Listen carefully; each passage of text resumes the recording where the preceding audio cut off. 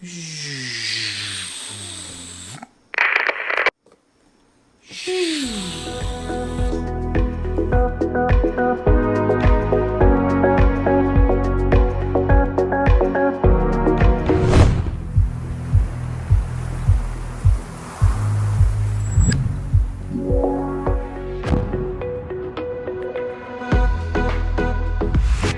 up, guys? Mark here from the NYC couple, coming to you with a how I edit video, workflow video. I am not by any means a professional video editor, but after spending a year and a half traveling the world, about 2 years editing our own videos, I've learned a few tricks on how to edit videos, and we get asked questions quite a bit. So this will be perfect for you if you're new to travel vlogging, or even if you just want to get familiar with Final Cut Pro. Let's just jump into it. To set some context, the clips that I'm going to be editing are from a road trip we did back a few months ago, editing an intro scene. I haven't really looked at the clips much or worked with them, so this is really going to be kind of my first look. I'm just going to drag over 3 or 4 clips, some drone clips, we'll add some music, and you guys will see the process I go through, and I'll kind of walk you through what I do to edit. I've already got this all set up, and the reason is because these clips are 4K, so it took some time to render, but I'm going to show you what I did to start. So first thing is first, I already have an event right here called California, so I'm just adding to this event. So I'm going to go to File, New, Project. So what this does is it brings up all the details of the project. I'm going to go ahead and name this How to Edit Sample. We'll name this 1. So the format, the video format, is going to be in 4K. The frame rate was 60 frames per second. I would suggest not shooting in 4K unless this may be something if you're working on a campaign or you're working on a project or it's some paid gig. Otherwise, just stick with 1080 because it just takes a long time to render and edit these types of video clips. It's always nice to shoot in 30 or 60 frames per second. That way you always have the option to slow it down in Final Cut, and you can have slow-mo footage for B-roll. Typically, people will click this button. This is the import button, and then you pick out where you want to import your files from or what you're going to import. I just go ahead, I find my files in the Finder, and I will just click the files that I want, and then I'll just drag them over right directly into the timeline. The reason I do it like this is because everything is already organized. So starting from here, there's clip 1, that's the beginning of the day. And then as you go all the way through at the end, that's the end of the day. So essentially you already have your vlog made. I find that's easier for me to do it that way. And then I'll go ahead and trim and cut the clips from the timeline. Okay, so now we're back here. Red Bull drink.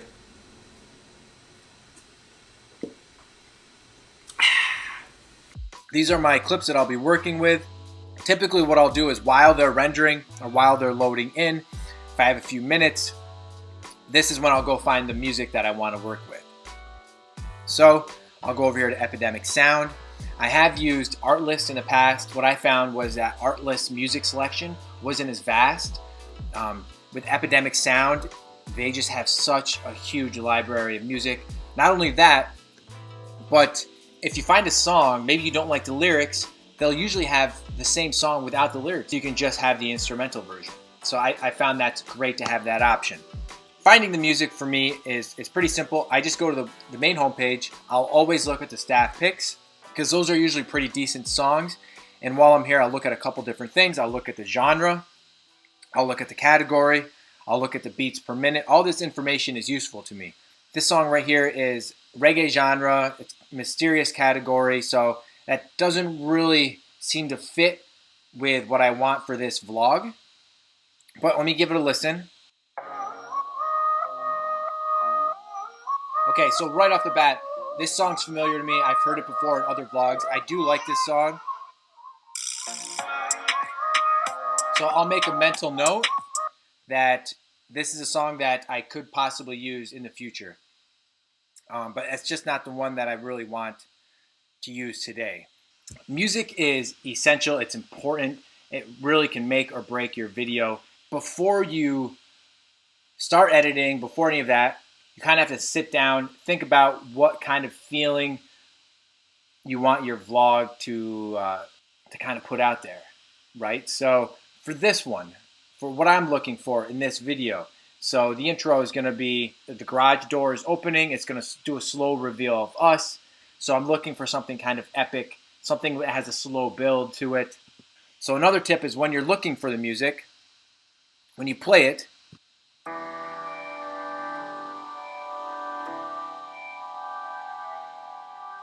so after 5 seconds, this song, it's not really catching me right away. But that doesn't mean that this isn't the right song. So what I always do is I'll read the waveforms, I'll fast forward up until I see something like a big peak, and I'm assuming that's maybe when a drop happens or a beat kicks in. And then I'll listen and I'll see if it picks up, if it's something changes.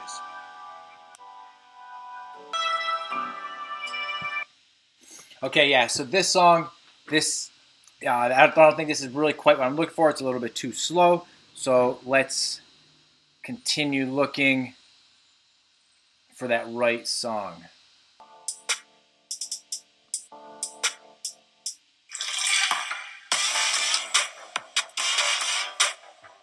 That sounds like it works. It looks right, so let's go ahead and download this song. And that's how easy it is on Epidemic Sound. So let's see. So let's go ahead and drag this over and in. So now, just like I did with the clips, I'm going to drag the music over.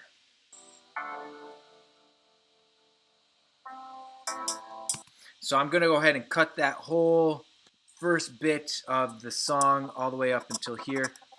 I'm going to zoom in so I can get a better look at the waveforms. I'm looking at this peak, so that's when that first beat starts. So I'm just going to go ahead and drag this over. I'm going to bring this all over. Okay, so I like to use the waveforms as an indication to let me know where the beats are and when there may be a drop or a change in the music. And a lot of times I'm going to sync that up with a change in the clip or maybe something happens in the video.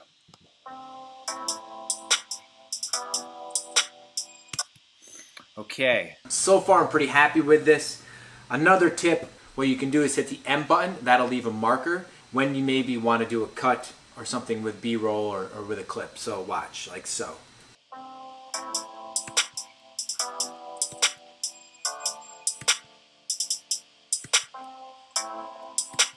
So now I have just little markers that indicate when and where a cut or transition may happen.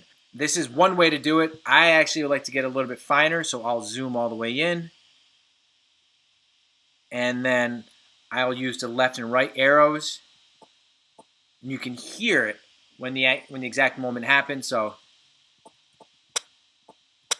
there it is. So pretty close on that one. Okay, so what I'm going to do is I want to cut this right here. I like how the garage door is coming up. So what you'll use here is the blade tool. So you can click here, go on blade. As you can see, these are the hotkeys. So the hotkey for that is B. But for the most part, what I do is I leave this on the select tool, the arrow, and I'll use Command B. So I'm going to click here, Command B. That's going to cut. So now what I want to happen at this little cut scene, I'm going to have it zoom in a little bit closer. As you can see here, that garage door is open about a foot. So I want this to be opening up a little bit. So I'm just going to go ahead and drag the end of this clip over. Boom. So now, that's right where that marker is. That works out perfect. Command B. So let's go ahead and delete this. So let's watch it again. I think what I'm going to have to do is it's going to zoom back out. So I'm going to cut one more time. I'm not going to need any of this. So let's delete that. So now, as you can see, this was at about our waist height. So now I'm going to come through here to where it's at our waist height. I just hit Command B, so I cut. I'm going to highlight this, delete. Now you see what I'm looking at right now is I'm getting all of this planned out there's gonna be when the music picks up, right in this area. You can see it happen. So that's the first big hit of like the chorusy area. So when that happens, I want something to happen. Either I want this to fully open to be the full reveal. So I may have to cut over. Let's see. I'm going to put a mark on here of what I'd like. Cool. So I want this. I'm going to put a marker. So ideally, I'd like to have this section right here match up with this section. So what that means is I have to cut all of this out. So I'm just going to drag this all over. I'm going to get those two markers to line up.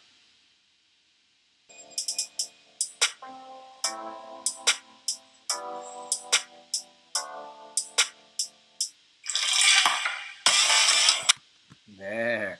What I think I want to happen is going to be on this beat drop. I'm actually going to have it cut to something else. Let's see what we've got going on here. Okay, so I like that. So let's go ahead and do it on. So we're going to cut all this out. So it's going to come up. Sorry guys, this is not rendering very fast. It's 4K, so it just makes a real pain in the ass. Here, let's start from the top.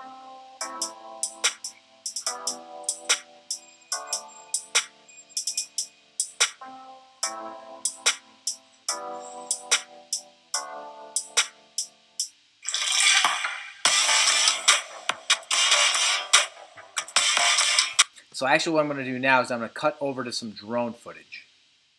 Okay guys, so now I'm over the drone footage. Let's just talk about this real quick.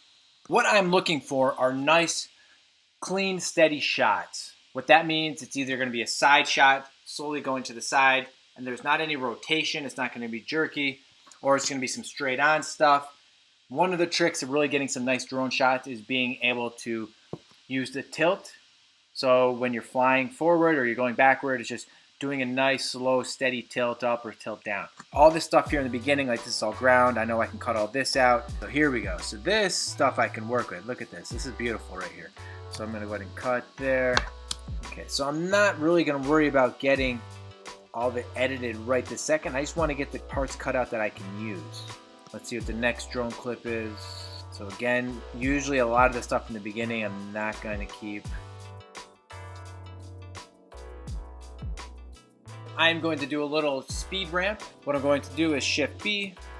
That cuts the time, the speed, and then I'm going to adjust this speed by right-clicking or by going up here, clicking on the clock.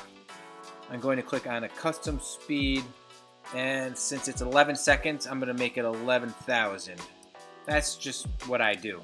And then I'm going to speed up the part of this clip, so it should feed together nicely. Let's see. Okay, so let's do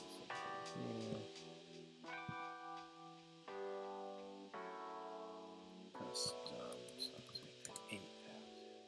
Okay, so now these two clips should flow together. I'm gonna let that render.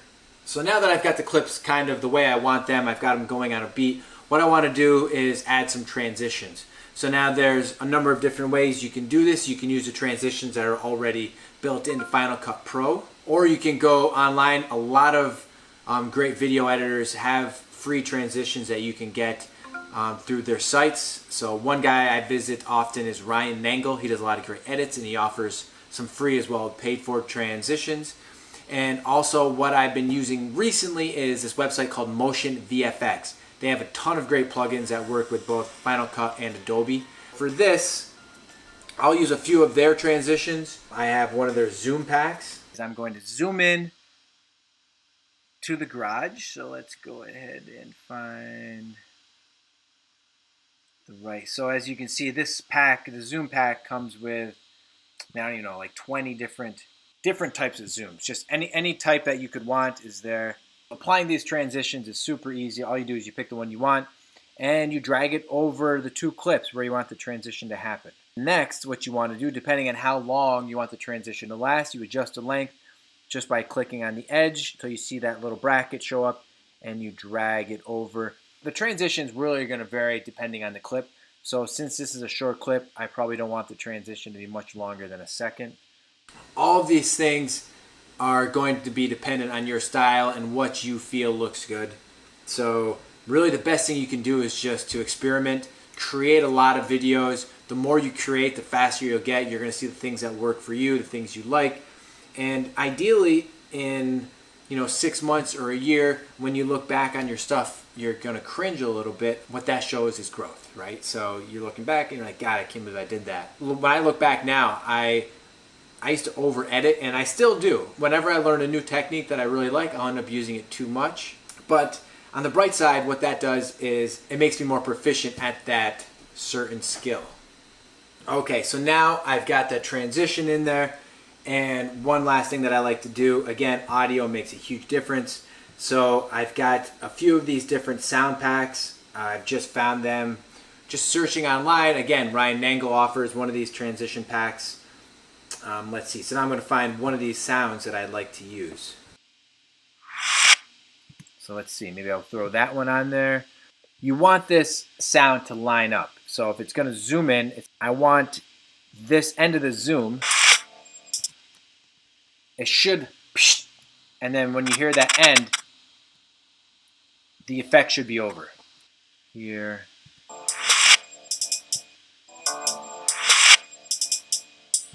So let me go ahead and finish up just doing the rest of the transitions and some other things, and then I'll show you the last part. So last thing I'm going to do, this is a little bit higher level, I guess, not so much beginner. Just do a search on YouTube for adjustment layers. There's plenty of free ones out there. You can get one from Motion VFX, or you can also get one from Ryan Nangle. They're real simple to use. So what I'm going to do is get my adjustment layer.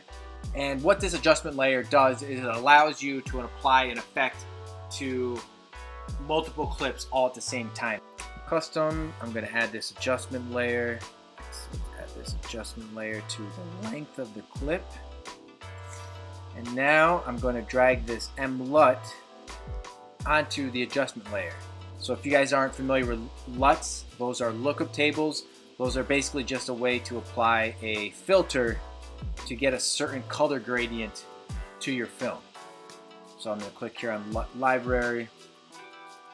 And again, this is going to change from video to video depending on what type of mood you want to set. Let's see if I put blush. So this is a bit of a orange teal look. What I'm actually going to do though is I almost never leave the intensity at 100%. So let's drop it down to 50. Okay guys, and here is the semi-final rendition. Run clip now.